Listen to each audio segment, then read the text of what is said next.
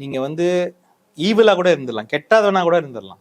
ஆனா நீங்க அடி முட்டாளா இருந்தீங்கன்னா நீங்க பண்ற எல்லா வேலையுமே வந்து உங்களுக்கு மட்டுமில்ல எல்லாருக்குமே கெடுதல் தான். ஒரு ஸ்டூபிட் அரகன்ஸ். நீங்க ஒரு பொறுப்புல இருக்கும்போது அது அது அது கம்மியாகணும். நீங்க பாருங்க, யாராவது அவங்க சிரிச்சு பார்த்துருக்கீங்களா? சிரிக்க மாட்டாங்க, அவங்களுக்கு சிரிக்க தெரியாது, சந்தோஷமா இருக்க தெரியாது, எல்லாரையும் அரவணைச்சு போக தெரியாது, ஆணும் பெண்ணையும் சரிசமா பார்க்க தெரியாது, எல்லாத்துலயும் ஏதாவது ஒன்று பண்ணிட்டு இருப்பாங்க. இது வந்து அந்த ரைட் விங் திங்கிங் அது. ஏன்னா அது அரகன்ஸ்ல உருவானது, அது அன்புல உருவானது கிடையாது. ஸோ அவங்களுடைய பாலிடிக்ஸ் அப்படிதான் இருக்கும். எப்போ பார்த்தாலும் திட்டிக்கிட்டு மறைச்சிக்கிட்டு தன்னைத்தானே சொரிஞ்சுக்கிட்டு இப்படிதான் இருக்கும். அது வந்து நம்ம மக்கள் மேலே இன்னைக்கும் மக்கள் மேலேயும் அடித்தட்டு மக்கள் மேலேயும் வெளிப்படும் பொழுது அது வந்து இவ்வளவு நாள் ஏற்பட்ட முன்னேற்றங்களுக்கெல்லாம் ஒரு பின்னடைவா போகுது.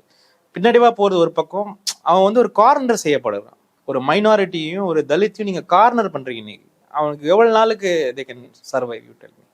கடைசியில எல்லாரும் அடிச்சு பிடிச்சி ஒரு வன்முறை ஆனதுக்கு அப்புறம் தான் அவங்க அடங்குவாங்க.